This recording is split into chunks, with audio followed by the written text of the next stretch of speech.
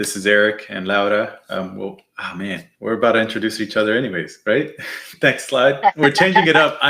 Look, it's changing. Anyways, we're here with EB DevTech and we're making the world a better place, one solution at a time.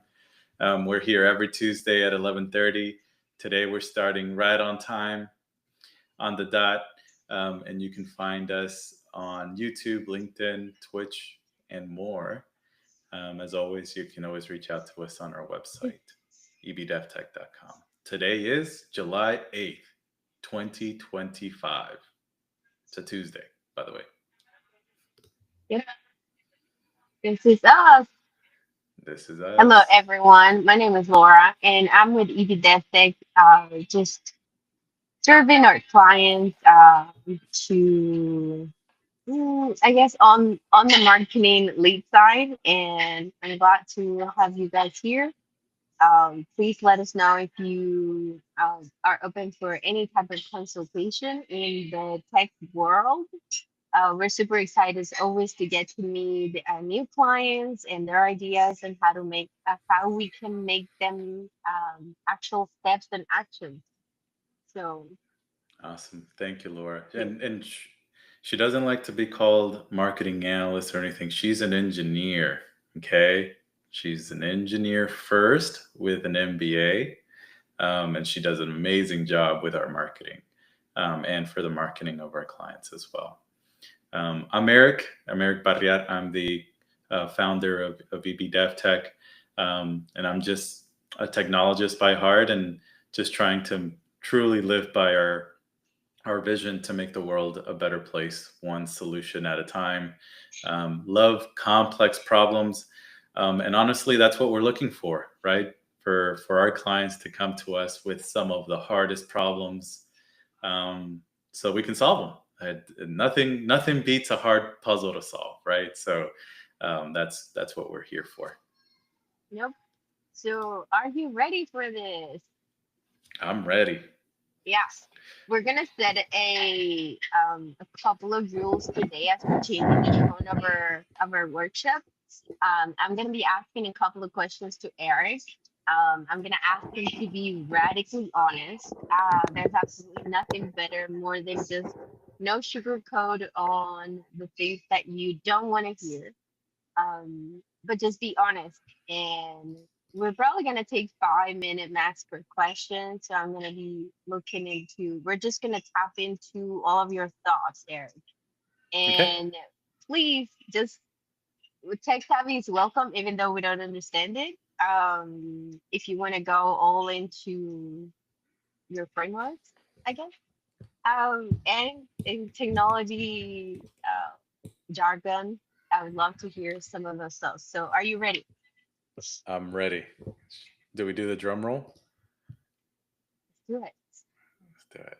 Let's see. I don't want it too loud because last time it was too loud.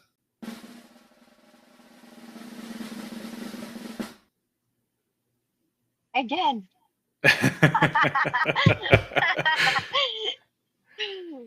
So, it's funny that we just when we are actually rehearsing this, it just doesn't come up. That's so funny. No But worries. this is the first question, Eric.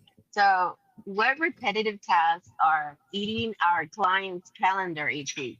And which of those, if automated, would free up the most strategic brain times if they only listen to you? Man. Um, a lot of our clients' time is spent in meetings.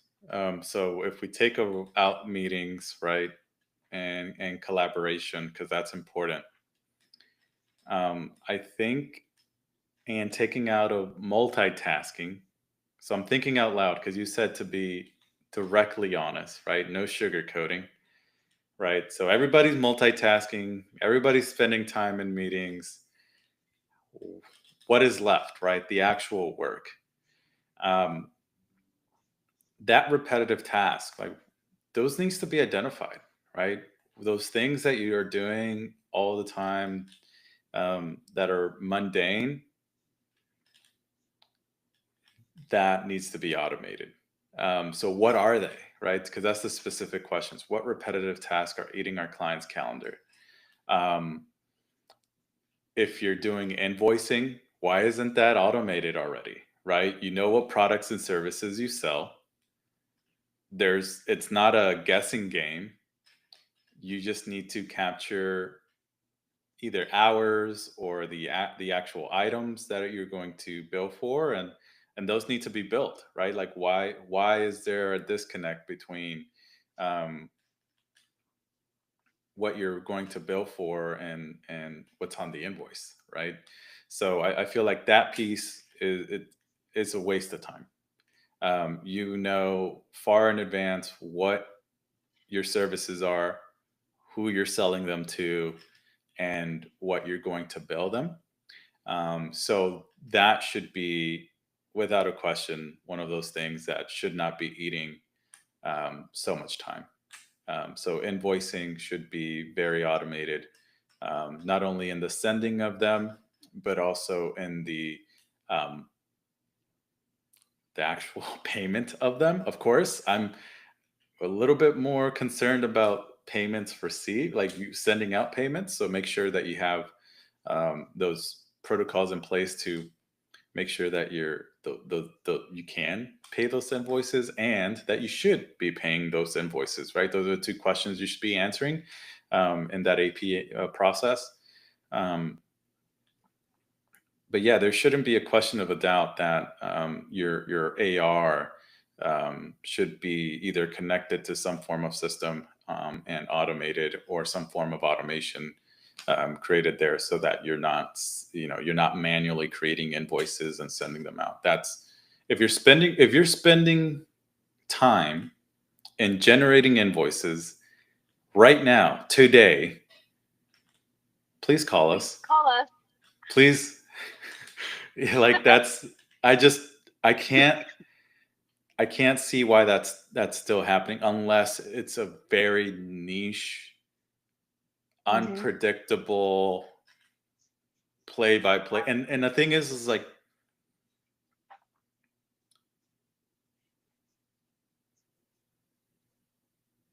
if you take a step back and look at it at a higher level, it's not going to be that unpredictable, right? Like the project, like from a project perspective, because all I see is that, okay, then it's just a project based time and material project. There's only a specific types of billings you can do, right? They're subscription based, they're expense based, they're time and material based. Um, and you you have you don't need to have all of the variables solved for, but you're going to get at least 80 to 90% of everything, and the 10% that's variable is what you're Hmm. reviewing at the end. So yeah, invoicing, definitely repetitive task, that if that's on your calendar, man, that should be taken out. The other stuff is going to be anything else that's a repetitive task from there is going to be very specific to that industry. Yep. Right. So if you're in the insurance industry, if you're receiving intake forms and stuff like that, well, you already know your strategy as to how you're going to take those forms in. That Hmm. should be automated. Right? So how you receive those accounts, the information on those accounts, and now with AI, definitely can be automated to a certain degree, um, and that should be provided you some time. So you shouldn't need to spend so much time organizing intake, right?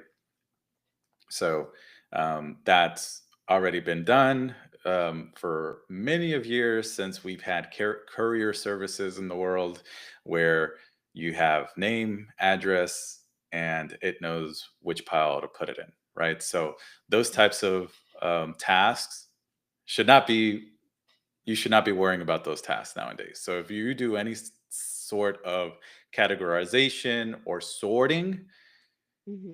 into buckets or into piles, that repetitive task should be eliminated from your calendar. Um, I I would like to add on something. we actually unintentionally did this exercise last week, you and I. We literally said, what can free us up and do prioritizing better? How do we intake a lot of information that we're constantly getting in this technological world? So a lot of what we do, we're always exercising ourselves. I take on your the meeting after meeting. It really does translate to that time that we're freeing for them to think strategically. So I love how we just did that. Oh, Yeah. and we literally said, oh, and so what kind of sorting do you think you would be doing for this type of thing? So we were actually talking about news. In our case, we want to always be updated and a pioneer on taking the news in and digest them and making them accessible for our clients. So I thought that's great that you're mentioning because our clients need that too. Absolutely. And um, yeah, take that. I think you take those two things, your pretty much your accounting and invoicing, and then take into consideration the beginning of the inputs of what you do. Um, then that's going to open you up to thinking about what other things are being automated, because you might not think about them. These are things that you do often, right? They're of a higher frequency. You probably invoice every day or once a week or once a month, whichever that works for you. For us, it's once a month. So for me, I spend more time reviewing that the information is correct than actually creating. I don't create anything, actually. Everything's automated from our perspective.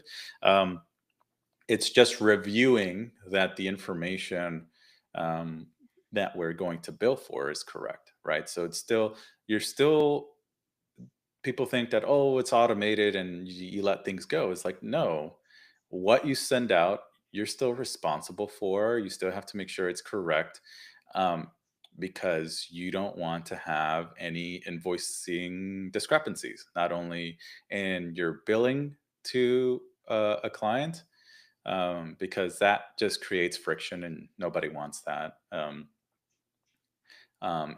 And then also, and you're paying, right? I would say most importantly, money that goes out, because you don't want to just you know, Hmm.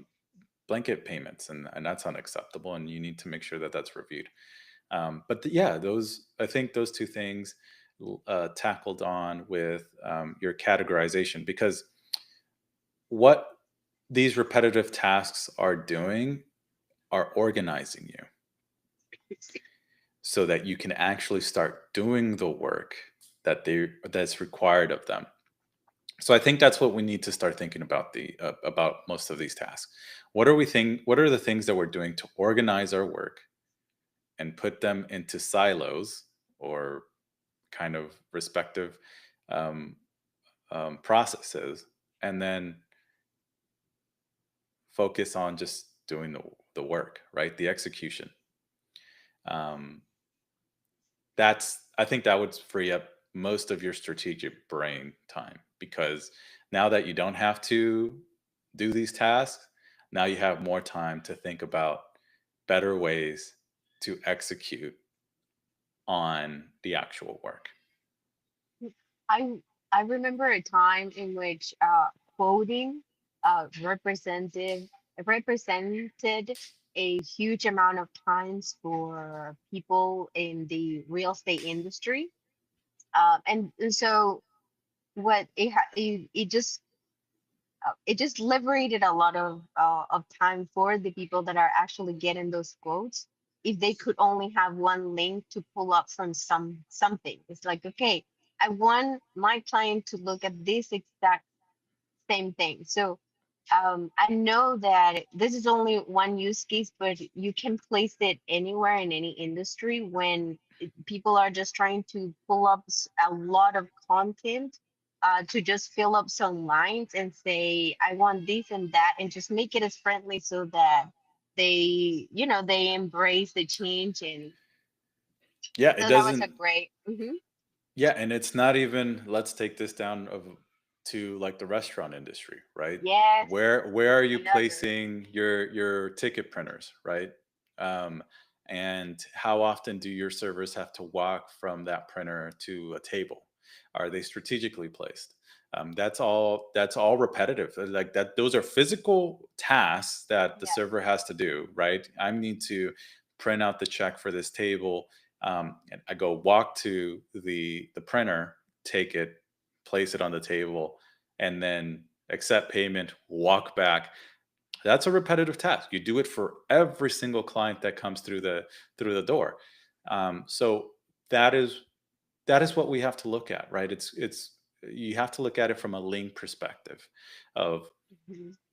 An and we've had, opportunity. yeah, and it's an opportunity because you go from especially if you're a small business and you only have one ticket printer, and it's like, but you know how much time you're wasting for all of your staff to walk to that one ticket printer every single day, every single table, where if you bought two, you would be able to You. increase that time, that queue, right? Increase bandwidth because you now have different channels, and now they can grab it from those areas. And so now you're providing a faster turnaround time for your clients. They're not walking, they're not walking as much time. Those are, what was it called? Those are standby times, right? Because you're waiting Mhm.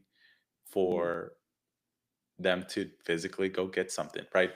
Pick it up here, put it over here, pick Yep. it up here, Great put it over here, example. Hmm. right? Those are the types of tasks that need to be gone, right? Or minimized to the least minute ability, right?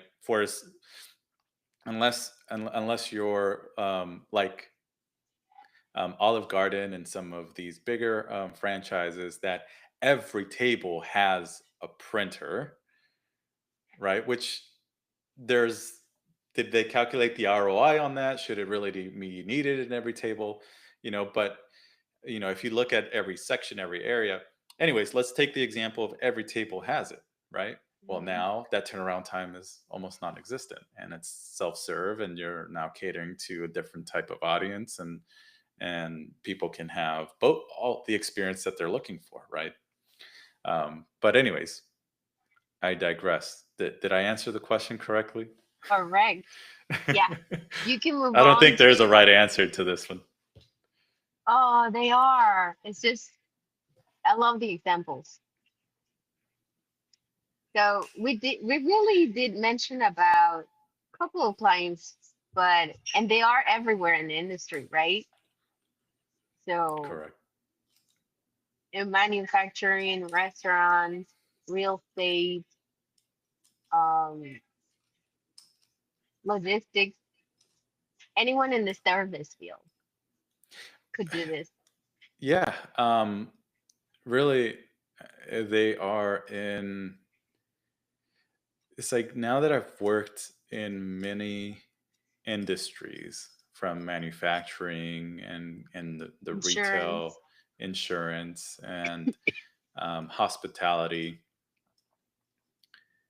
Um, the only thing that matters is providing the customer a great experience, and solving a problem, right? Being a servant. So really, everyone should be, and everyone is, in the servant industry. We are all servants to our clients and providing them a solution to their potential problems, right?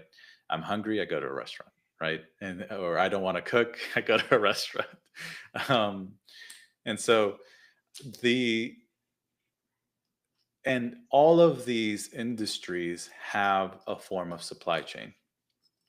You know, that's their market, who they're selling to, what they're receiving, and what that industry needs to do to have the resources and the ability to provide the supply that's in demand, right? And that's really economies. That's how economy works. And so um, you have something I need. I have something you need, which is usually now rendered as dollar signs or currency, and then we do a transaction in exchange. Then, so from that perspective, that's really what we try to understand is what is our client's supply chain, what is the process, what's repetitive, what are the things that are in delay, um, and yeah, I'm not sure. Did I fill in the blank, or maybe I wrote too much in the blank? A lot of it. That's fine. I think that's perfect. Are you ready for the next question? Oh, ready. So, which systems or apps feel siloed or friction filled? They first looked like the answer, but they weren't. Any system that was decided by leadership without consulting with the operators that actually do it. I Um, think that adds up to all of the systems that have failed, right? Yeah. well, it's the thing is that there's not a perfect system, and I feel like a lot of people are waiting and looking for someone to create it. Um, and that's, we're kind of in this bucket as well, where um, we want to build systems too, but we also compare to systems that are available in the market, and we know we can build it, but we don't have the resources that these bigger companies do, that have literally dedicated, have investors that have dedicated money for this specific organization to solve for that type of problem or that industry or that. But if you look at it, it's really universal. And so really what is friction filled is those where you don't include all the players, and make it the expectation to all the players that, look, it's not going to be perfect. Perfect does not exist. We have to choose, and number one, that the players are um, proficient and competent enough in their profession and what they're doing, and have the experience to be able to say, okay, this might work for us, and might not work. This works for us right now, but it also is going to work for us in the next 5 to 10 years in the direction that we're trying to go. So that it's also like it's a catch 22, Mhm.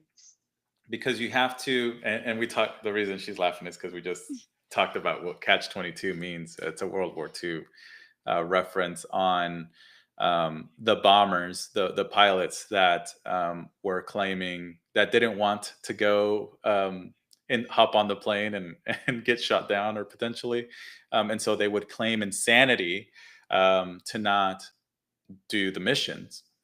But then the other end of that is, well, you're insane enough to understand that if you do something, You'll die. then then You'll then die it's anyway. you die anyways. So it's like you're sane enough to understand that you're insane, right? And anyways, Oh, the catch 22 here is leadership needs to be able to communicate that vision and communicate the direction as to where we're going, and then also um, the operators or those executing on that vision and mission need to understand that this is what's going to work for me, and it's what's going to work also for the future, right? So that's where yeah. these systems and apps need to be um, addressed in that form of fashion.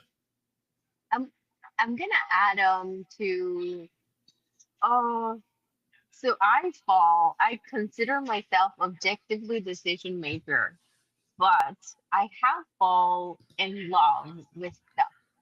And love, we all know, is a chemical formula in our brain that is not necessarily like the best decision.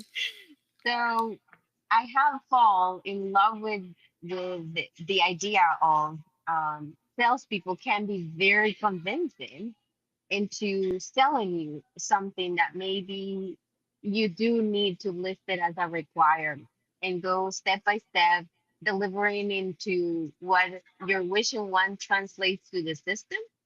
And then and I'm just gonna offend my gender, but we do kind of like feel passionate about, if you do love what you do feel passionate about something, and then oh, this is the next best thing, and then you fall into it, and then things weren't the way that you thought they were, Yeah. and you, yeah, and you don't make the best decision. So I think everyone has sort of been through a phase of decision making in terms of the system, because everyone has done some sort of interaction with the system at some point in their life. And um, have you thought about a system specifically or an app that you fall, clients have fall? I have thought of one. Yeah, I don't want to name drop Me neither. any of them. But yeah, I mean, there are applications that um, the thing is that that's why I don't like even to discuss it, because um, someone's passion was to build that, That's right? true. That's And true. so they saw it solved the problem for them, and they made the effort to build it and to do it. Whether our perspective on that solution is the right solution for us, I don't think it matters, because they built it for a reason, and they're building it for people either like them or for a specific market that they're targeting, or a specific process that they've identified that is how they want to solution the system and application. Um, so that's why I say that it's not going to be perfect, because build it yourself. Yes, that's why EB DevTech does tailor-made solutions. Correct. Either we do vendor selection matrices where we go out and we compare all of the other vendors out there for the specific requirements that are needed, right? Because that's another thing. I don't know what my wife wants. I don't even know sometimes what I want. So it's like having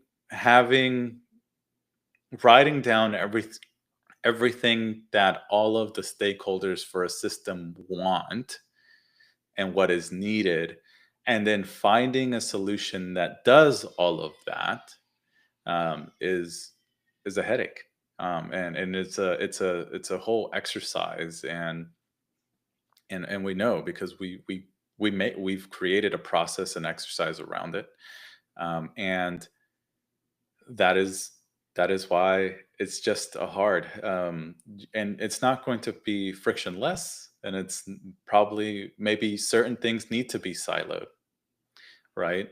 And not everything needs to be siloed. But so that's why I look at software and I just absorb it, because I understand what it took to build it, and someone took the time to do it, and regardless of that time that they took to do it, I hope they learned, and that they're doing more with that experience. Um, so from that perspective, I really don't judge software. I mean, I do. So I've clearly have said in the past, "Oh, this sucks," but it sucks for me, right? It sucks from my perspective as to what my experience, what the experience that I'm looking for is. But it's really hard to. I really try not to judge. I try to judge it from the requirements that are needed for the task at hand, and that's the only thing that matters, to provide value, not only for ourselves but for our clients. Right. Next question. There is a um, there's a statement. If you go to the next slide, there's a statement for if any of our clients actually use the systems that we thought about. I'm gonna go with yes. Yeah. Um, Oh, that's fine. it's That's how you it's one learn. of yeah. I mean, the thing is to fail fast, right? The faster you fail and you understand that, oh, this doesn't work, then if no, you have to flow like water, right? So Yep. if you, the goal of water is to flow to reach to the ocean, then what's the fastest way to get there? Um, and water on a slope will go in kind of every direction, and then once the farthest reaching point is there, then kind of all the water just follows it back around, right? So it's finding all the the walls first. I don't know if you guys have seen the diagram of quantum computing, of how it solves problems. It solves all it goes in all the directions. Hold Is it like on a flow? I haven't seen it. I don't think one second. Let me see.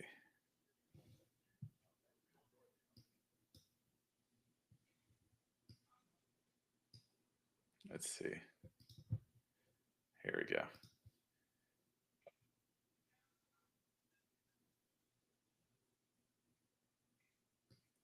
So here's kind of how it works. And this is from Fermilab.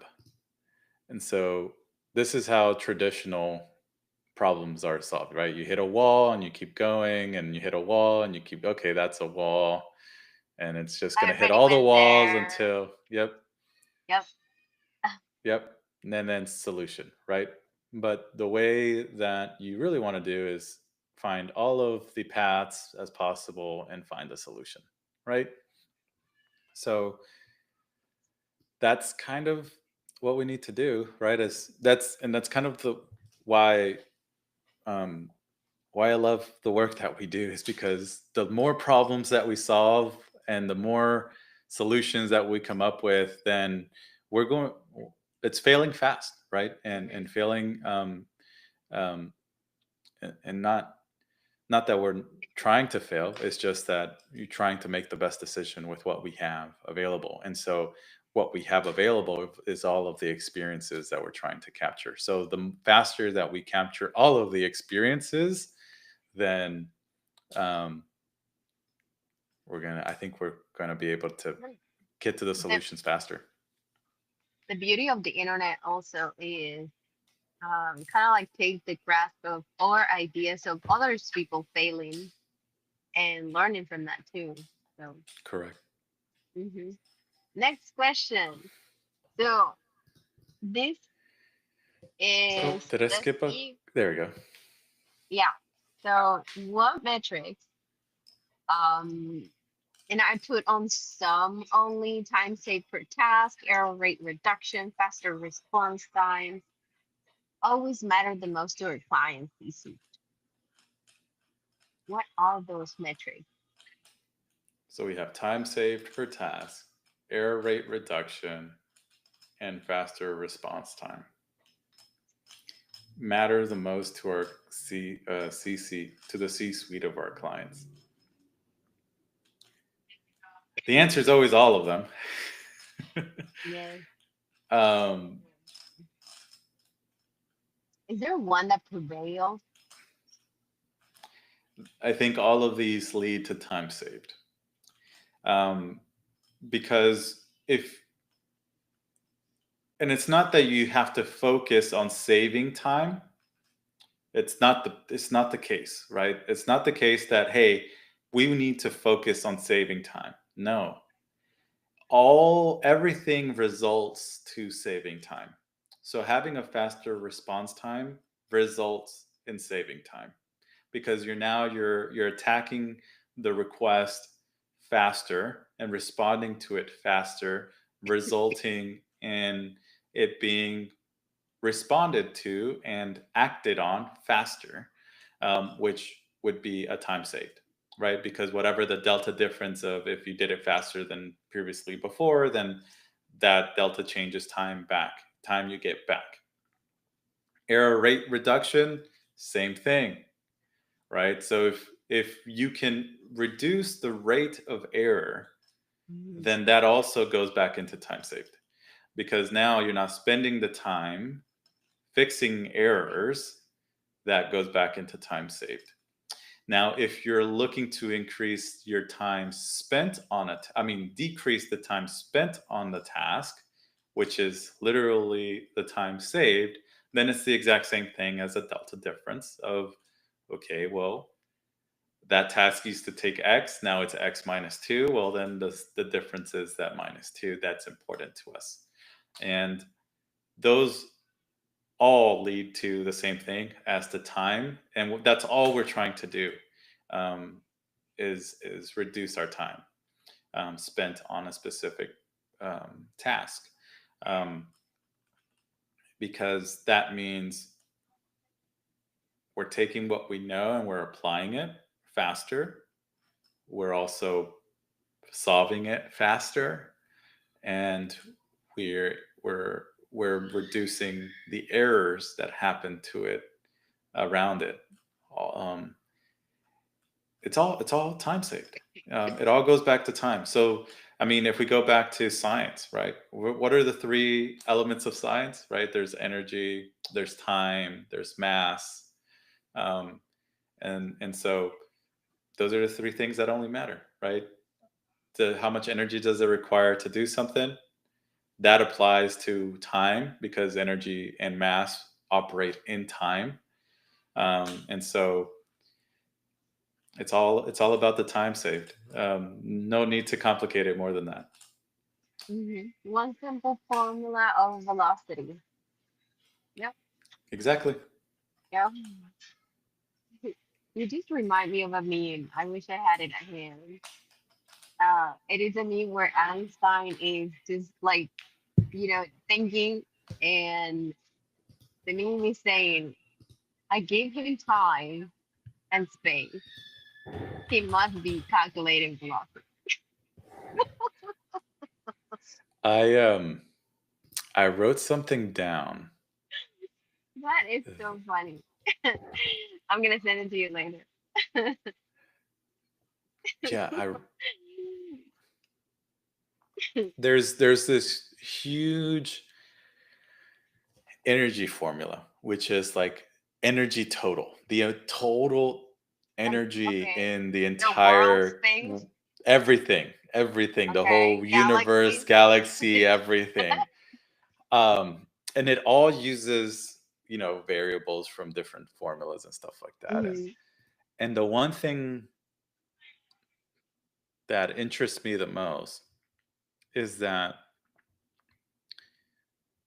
the one that can modify and change energy can modify the rest of the formula, because everything equals to energy, because energy is the only Hmm. thing in being totaled here.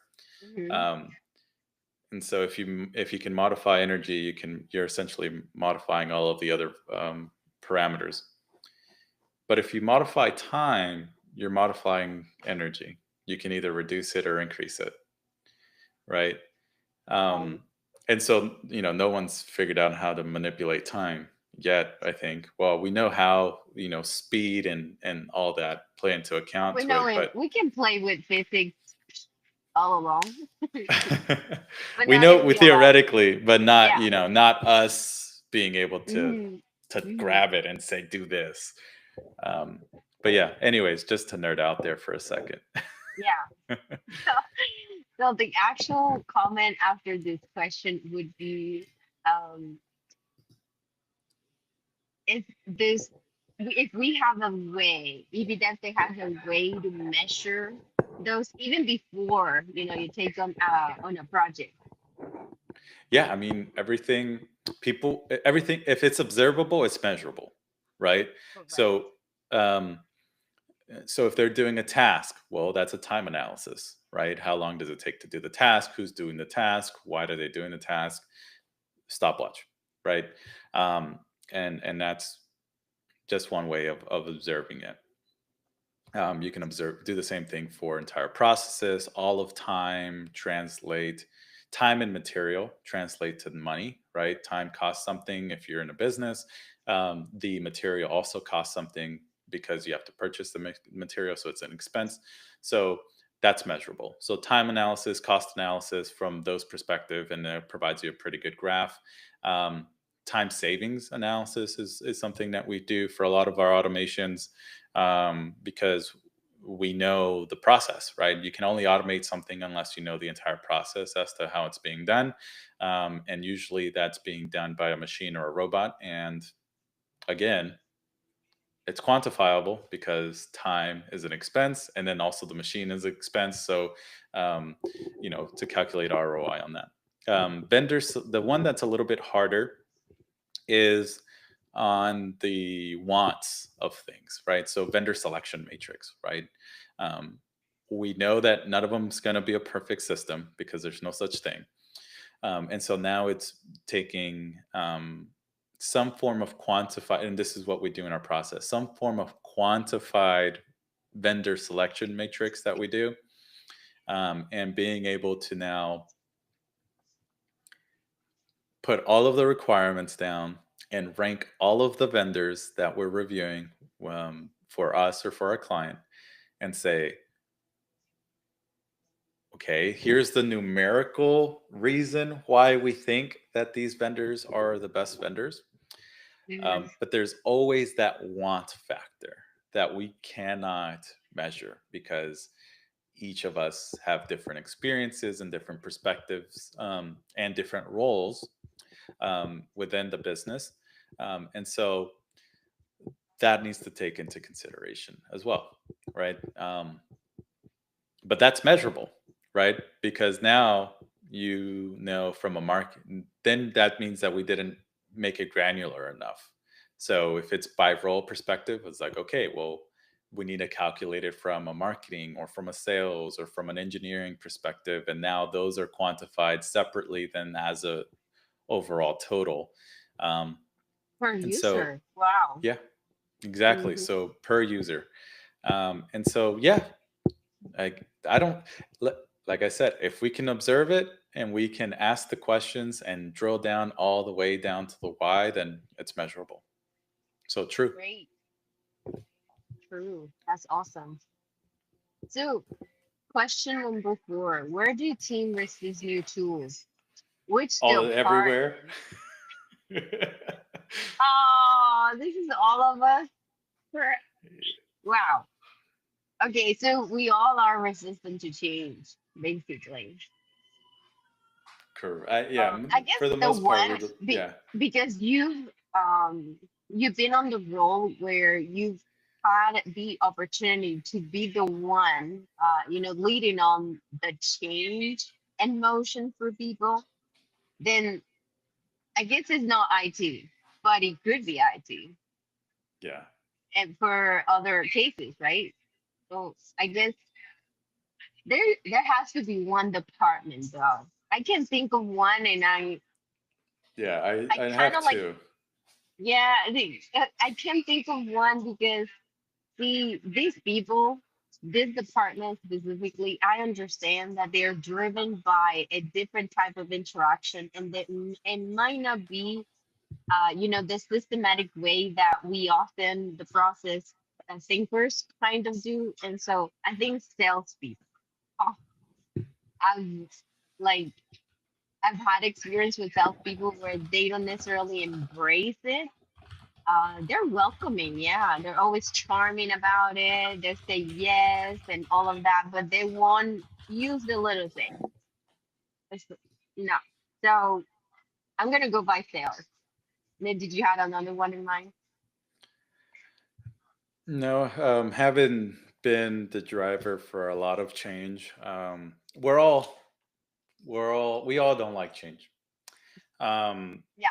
and that's where the metrics come into play as to here's explaining and having a great expectation as to why we all need change, and why we need to change, and what good it does for us to change. And so I think that's the perspective. I think you're right from the sales, and I think every department is a little hesitant to change, because we're all people, right? And we're all just trying to get it done. Um, and definitely the one that needs to change the most.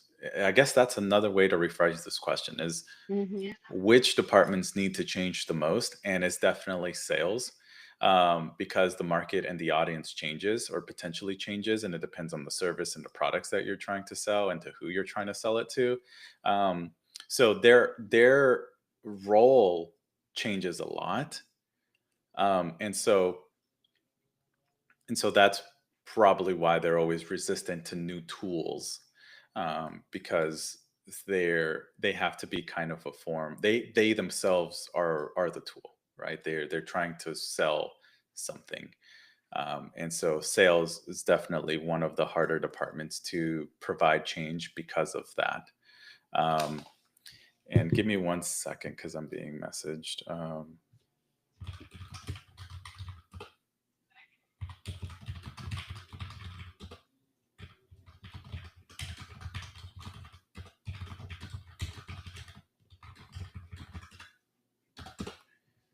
So yeah.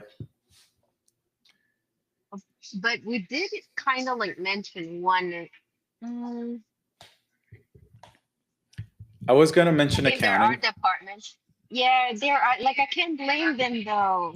because it shouldn't change, because like again, right, it's a repetitive task in nature. You should know everything of what's going to go into accounting.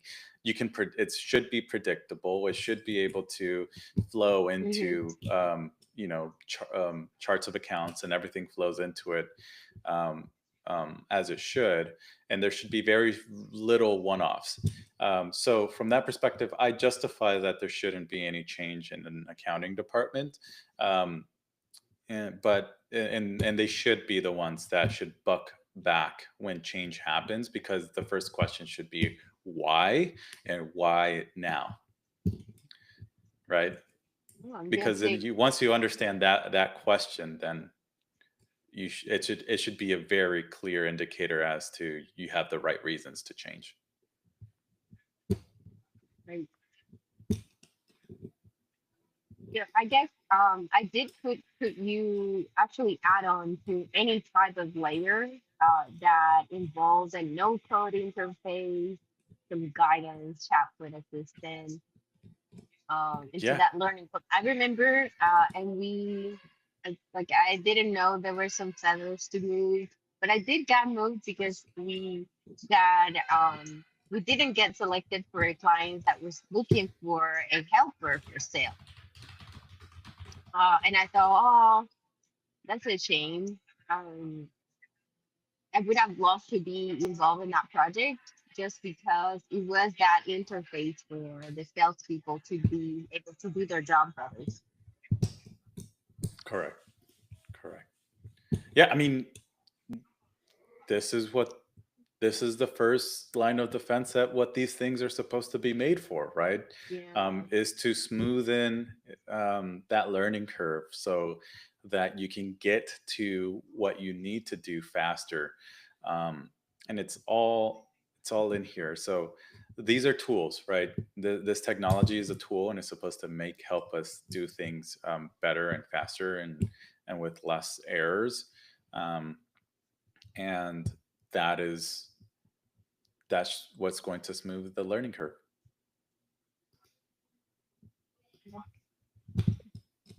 Do we have clients who are resistant to change? Next Oh, question, please. I feel like the clients that I deal with, they are not. But I'm thinking they're always open to new ideas to market. I think marketing does have kind of like that space to be freed on those thoughts and ideas. And in the case of other departments, maybe yes. Okay, my precious. Next question. um, yeah, I mean, I think we should all be a little hesitant to change. We should be asking at least why. That why is very important. um, Mhm. and you have to be reasonable, to being accepting to those whys, right? Question. This is the last question, and I'm just gonna bring up to you. I'm gonna bring up to you something that I've seen how it's being managed. I just would like your intake on how do you balance the personalization with rapid deployment. You need to have a very collaborative development team. You need to have a good team, a good project team. You need to have a very a very streamlined version of communication. All the stakeholders need to be a part of it, and all communication needs to be as transparent as possible. Um, and that's how you have rapid deployment, and that's how you balance both of these, because there's really not a very easy way to have rapid personalization and rapid deployment. You have to really have rapid collaboration for both of them to happen, which is a lot of work, right? Because how you have to have a balance of how often you're talking and how often you're doing, and that is that is a north star that every team should try to try to get to, because getting to a point where you're talking just enough and executing just enough, um, to meet deadlines and to meet demands, and it's a very important balance.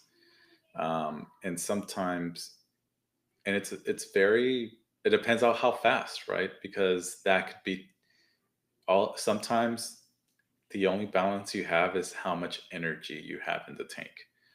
um, and that's when you get to that point is when you need to be more transparent as to how empty your tank really is, so that maybe you start getting some help. But yeah, having that balance of personalization with rapid deployment is very, very tied to collaboration and having the right team with the right communication with the client involved as part of the team, right? And you have to make the client as part of the team. That's very Yeah, true. yeah. That's a great, great, great answer. So I put a challenge accepted. I think our closing thoughts today are within the lines of just do it, maybe. I'm not, did I quote it nicely? But it's um it's an embracement or is a failure. That's all there really is to take on automation and how do you change a uh, business goals basically. Embrace the So what if you never know where it leads. Yeah, just follow that line. yeah. So Again, I right? did Following the getting to the wall as fast as possible correct. is is Yeah. is the is the goal here. Yeah, Um, actually you did give us all the answers because once today's tasks are automated, you do have peace of mind, you get your time back, you have all of the rewards that we did mention, and it's basically times. The effort will pay off and your time will be rewarded. there's a Bible saying that says all paths lead to peace.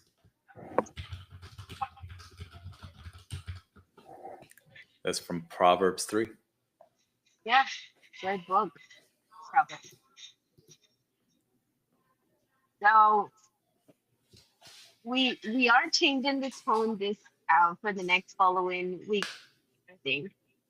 We did invited a one of our clients, if not my favorite client, who I have to just to create a little um, How do you say when I'm actually given Say it in Spanish. como es para presentarla? Yeah, to present, Sí, to sí, represent. thank you.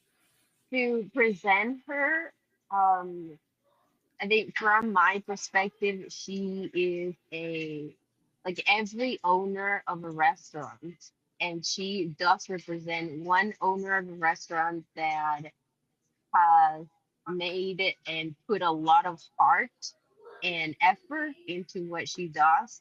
And I can only speak for those simple things that we do together because she does all of this other stuff. She Yeah, innovates she's in a her great role products. model.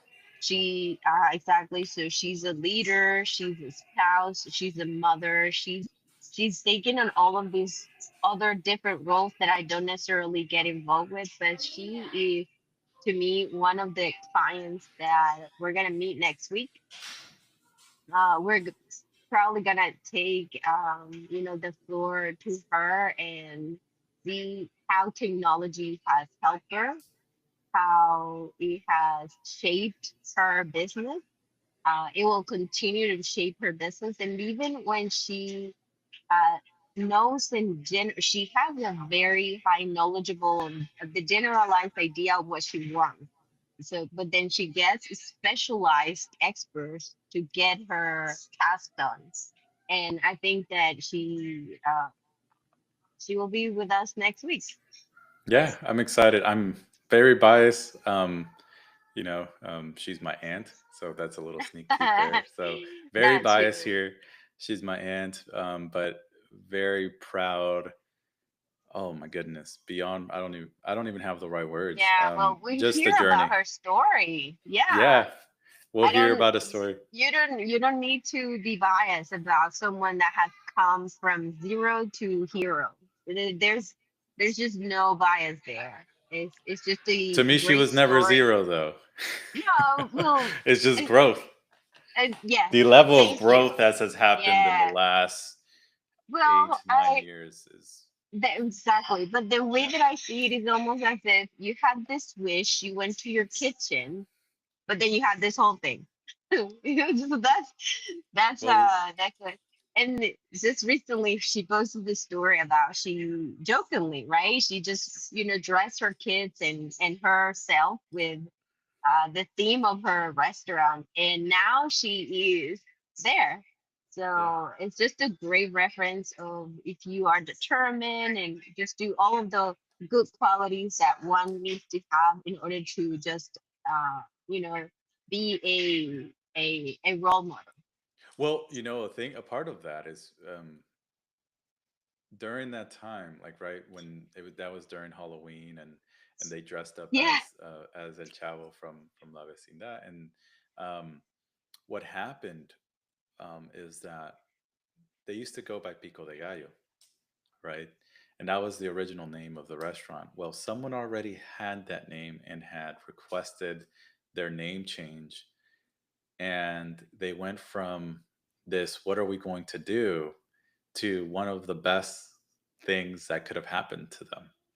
So it's especially special as to like, what do you do when you face adversity? You make the best decision you can. Yeah. Yeah. That's a great story. We're gonna have her next week. So Yes. excited. Dude, that was it. Thank you so much, Eric.